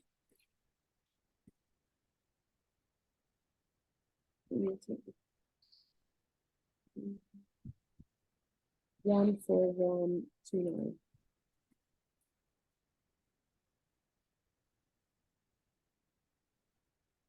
Let's see what this stuff is going to happen here. So your stop loss is 25 pips. Is that correct? Mm-hmm. Okay. So how much? What It's a lot size? 0.25. It's always a 0.25 because you have to confirm that it's the correct entry. That's why my losses are minimal. I mean, some people would say that 95 is a lot. Well, I guess it is, but with my account size, it's not. So I need to catch the move and confirm the move. That's why I'm using a 0.25. And once the move is confirmed, then I'll come back and I'll re-enter my extra lot sizes. So that will be 1,000. I'm guessing you're risking. So 1,000 you're risking. Okay. Let's have a look. Let's look at this deal. What we want to do. Oh wait, so you would have entered there as well, wouldn't you? Yeah. Yeah, that's what I'm saying. You're on the 15. I don't look at the 15. I look at the 4-hour. So I need to see what the bigger picture is saying. I don't come in here. It's confusing. It ain't saying much, except for it's pulled back to this area. You're set. That's You're all 70. that's all that confirms to me where I am. I don't need to see nothing else but this. That's all I want to see is this. Okay. I just can't inform. I need to see what's happening. Okay, let's play this out.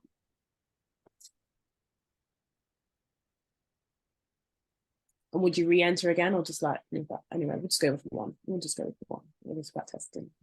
I'm not on the 15. Like I said, I'm not on the 15. You guys are doing the re-entries on the 15. I'm not. I'm looking at the big picture. I'm not looking at this. This is what gets everybody in trouble. I just want to see where the candles are moving. Well, we have entered into New York session for me on a Monday. So we've had Y'all entering on the 15th. Y'all are funny. They don't be laughing during the week though.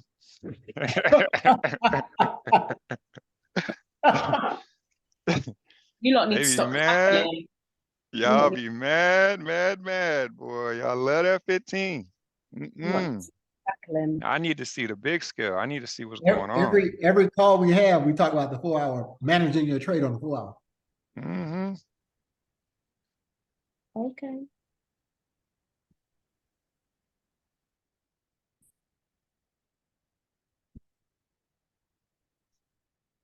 Okay, so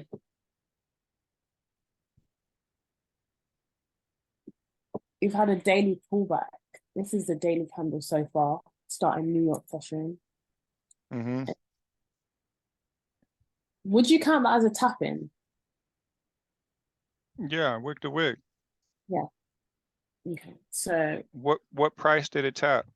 Oh yeah, it's the bearish order block. Okay, good. we have Okay. our MAs still pointing upwards. On the 4 Okay. hours, what would you say now? Because it started New Is York that session. was that a 61.8? Is that retracement of 61.8? 61.8 means 78.6. 61.8. No. You see the bullish order block? Yes, No. To the left. yes, Left. yes. That one, right? If you fib the bottom wick to the top of the structure, what's that pullback? That's a 61, It's a 50 to the a golden 50. pair. See, I don't like the 50. Me personally, I don't like the 50. I really don't, even though that is the move so far, but I wouldn't even try to catch that. I'm looking for a 61 or a 50 or a 78. So that doesn't go in my rules. I'm not going to try to catch a 50, but so far it's correct. So For a buy. yeah. It was wick to wick. That's the only thing that stands out, is that when that came down, you see the wick sitting out there in no man's land out there to the left, and it came down to that wick. So that makes sense to me. But you'd really have to be eyeing it that way. Okay, so now, okay, it turned around. All right. You was in profit and then you went out of profit.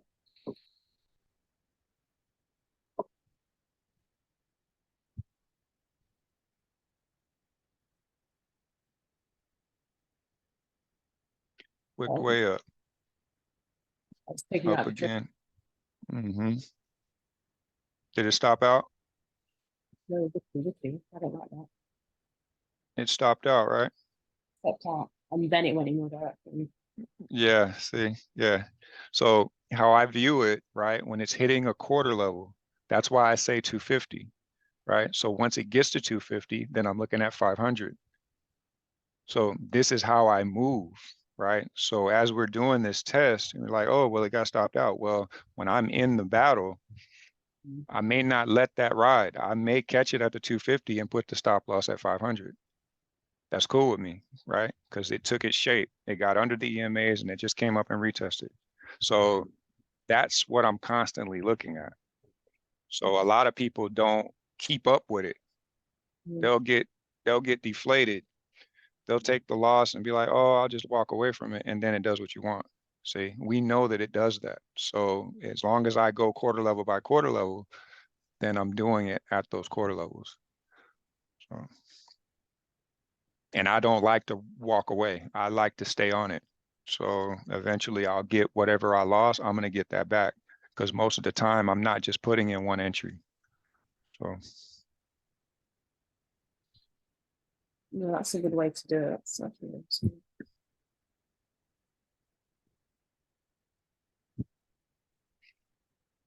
and if you measure that, you're getting a 78. I'm pretty sure that's a 78 on the pullback. Here. Yeah, if I measure the doji up top to the bottom, yeah, to the first bottom. The Here. first bottom.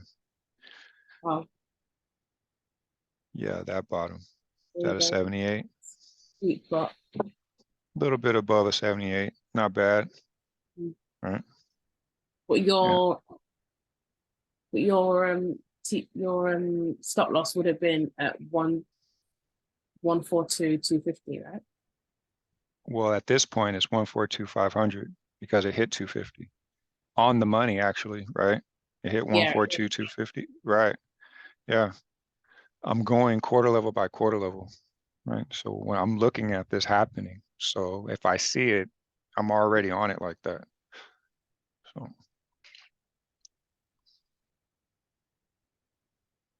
it's gonna hesitate at a quarter level, 250, 500, 750. You just do it every time it gets to one, right? And most people don't even look at the numbers like that. They're just looking at the structure with no clue of what those numbers are. When you know what those numbers are, it gives you an advantage. It gives you a reason, another reason why you would want to try to catch the position. Because once you catch the position at the quarter level and it's correct, then it's going to give you the 78. So now I caught the top position, I caught the second entry, and now I go to the EMAs and I go for my third entry. Always, those are the steps. People don't look at quarter levels. They just look at structure, right? They're not even using quarter levels at all. But if they did, they'd see that it was the 250 quarter. And I think people are at a disadvantage when they don't view the quarter level.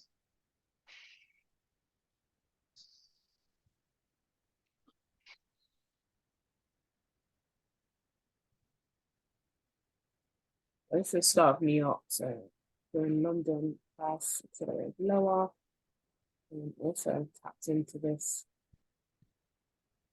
bullish order block here. This whole Right. section of order block. So we could see a reversal from this area. That's if it's strong enough, if it doesn't break.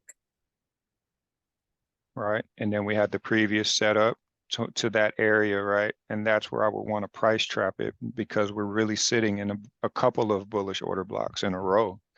Yeah, back to So, back. right. So I would be selling this to buy it. But where are you looking to buy it from? Are you looking to still take it to this golden zone, this 78.6? No, you got the markers to the left.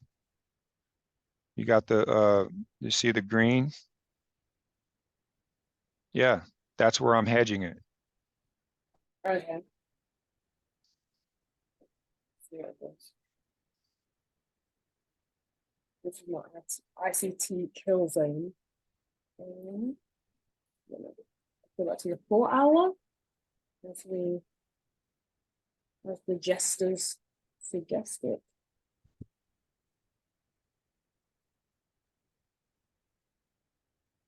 I like how the MAs are posing close together, looking at their back cross. So this indicates to me, it looks like a dolphin. It's like That would be great for an entry. going to explode there.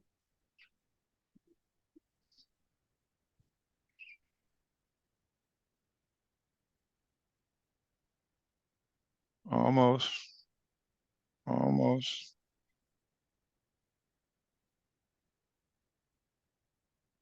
You got a bullish order block with the tap in. Interesting. A bullish order block where? Here. So the order block has to be, all right, so when you talk about an order block, you have to talk about the candle behind it. It has to be bypassing the candle behind it. That's what makes it an order block. So the first candle that you have marked right there is not the order block. The next candle is the order block. So I said the order block with the tap in. So it's an order block. It went down to the base of the candles, puts you in the position. If you want to take a position like that, I look for those types of entries. So I would catch that and I would put a stop loss below the base of the candles. I always do that. No matter what side of the structure it's on, I'm always looking for that. You can see a swing So- low there, but I can't see an order block. I can't see a candle engulfing a smaller candle. I can't see it. No. The candle is bypassing the previous candle. Yeah, this bullish candle is Yeah, right. bypass. You see, okay, but see, you see the bullish candle? Which That's your one? point. This one. You start at the bullish candle, the first one. This It's one, yeah. not bypassing the candle behind it.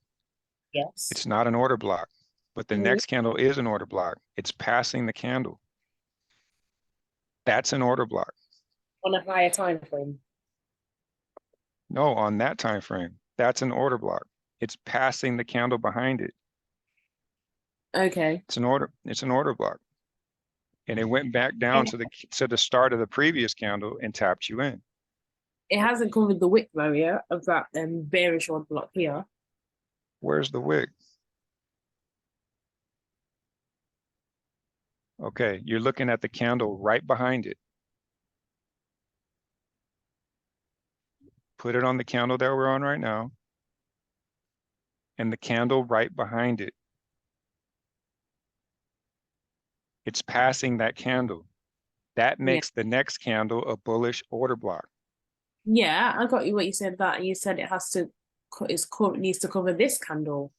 And I said No, it's the candle after that has to pass it, and it didn't. So it's not an order block.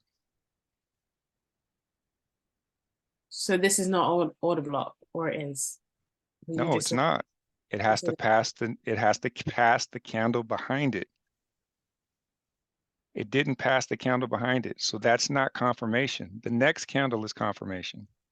So it didn't pass this bearish candle, this one here. Right. Which doesn't make it an order block.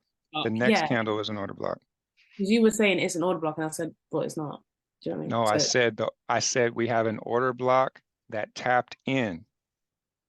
That means the candle bypassed the previous candle and it retraced back down to the base of the candle and tapped in at the same time. Mhm.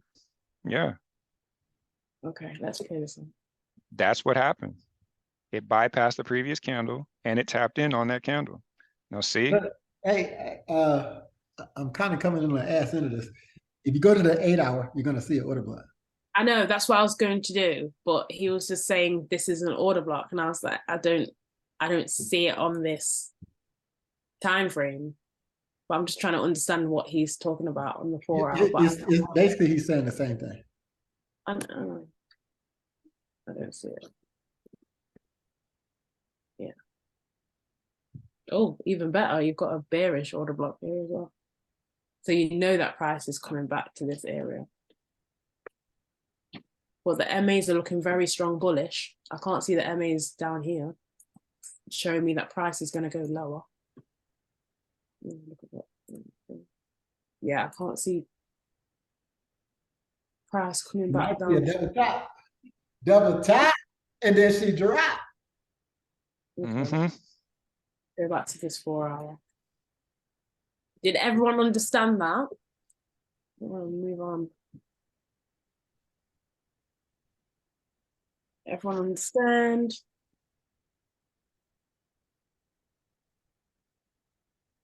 Yes, so. was that a 78 between those two candles or a 61? These candles. The last two candles. The wick to the bottom, or not the bottom, but the next candle up. So you see how you don't need to set it at the bottom candle because that candle is cleared by the wick on the next candle, right? So you go to the next one and then you go to the top of the candle itself.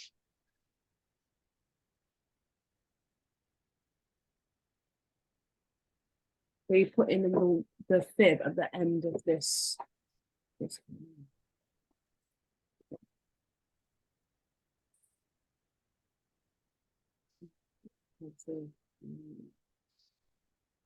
You're putting the fib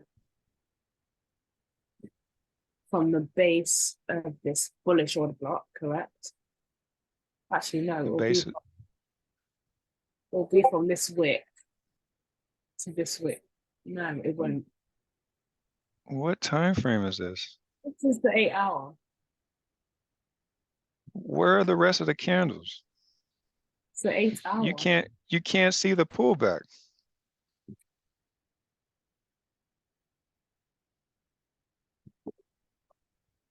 What were you on before this? The 4 hour. Yeah, go to the 4 hour. You're trying to catch a buy entry, right? So you need the candle so you can see it. So the point I'm making is everybody wants to put the fib on the bottom candle. You don't have to put the fib on the bottom candle no more because the wick came down and cleared that candle. Now you got to move the fib up a level to the next candle wick. This one. Oh my goodness. This one. Girl, chronologically, you got to go from candle to candle. You're trying to catch an entry. Yeah. So you're on that candle, right? So you got to set the fib at the wick at the bottom of that candle. and go to the top of the candle, top of that candle. Oh, top of that candle. Okay. Yeah, so you can see the next candle's retracement. Okay. So every time you get a new candle, you reset the fib because you want to catch the re-entry every time. So you do that And on the 4 hour. That's the only time. yeah. What is that? What is it at the golden zone or what is it? Not really. Not No, really, right? Okay. not really touching the golden zone on that one. I mean, it made an attempt. That's not what I'm looking for. I'm looking for at least a 61.8. So if I don't get that, then I'm not messing with it. Because if you don't use the 61 and the 78, it's going to cause a lot of problems. And if you're just patient enough going from candle to candle, you're going to end up getting a 61 or a 78. Prices tapped into that bearish OB and hit your TPs, and it never came back to the golden zone. But I like the wick that came down to the base of those candles. So it got close to my entry because I wanted it at the bottom of the green. It didn't quite make it there. It made an attempt. But once that next candle came out and went down to the base of those two candles, then I probably would have hedged it from there. That's just, you got to be able to navigate, right? So it's not going to be perfect all the time, but you got to know what those characteristics look like, and it'll give you an advantage. You don't want it to get by you. If you can get a candle to go close to a base, you want that base entry. That's exactly why. It just shows it right there. Anytime I see something like that, I'm catching it.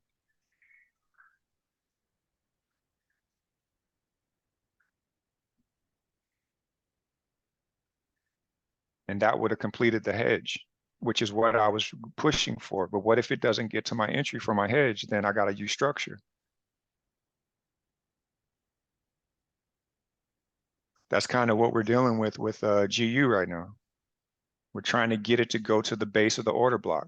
It's probably going to go there, but what if it doesn't? You know, you kind of got to, I don't know, put your gunslinger boots on.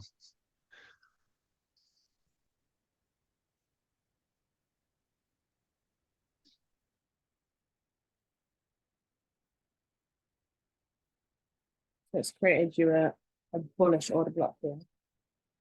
It never came down to mitigate these lows again. Created another swing low. It's Thursday. So that's the day after. This is all Fed Chair Powell speaking. That's the beauty. That's the beauty right there of knowing that that body consumed the candle. As soon as you see that, it came back to the base of the candle. I got to keep repeating it because if you start catching entries like this, it's really going to be beneficial.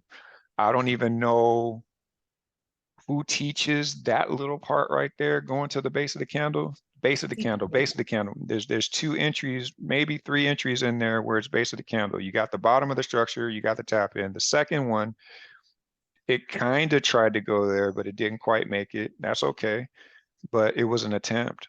But you get enough candles going, and then there it is again. So you would have caught the bottom entry, and you would have caught this entry right here on this candle. You got to have your eyes open for it. Yeah, ICT teaches this. Yeah, it can happen really fast, and people don't catch these types of entries. And you can just use one candle. You could have caught it at the base, and then by the time it got to that level, you could have got out of the trade. Oh, yeah. Or, right? Ooh. This was Thursday at 9.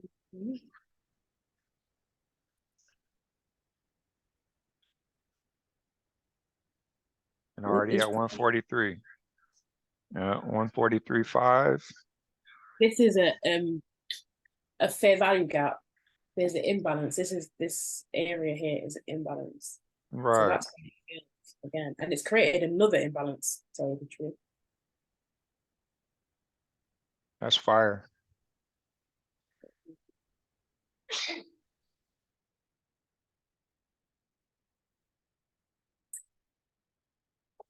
See what happens, see if it pulls back. Oh wait, so you would, sorry, let me actually go back. Let me actually put it on a second. Where is it, footage? So this 4-hour candle, you would fib this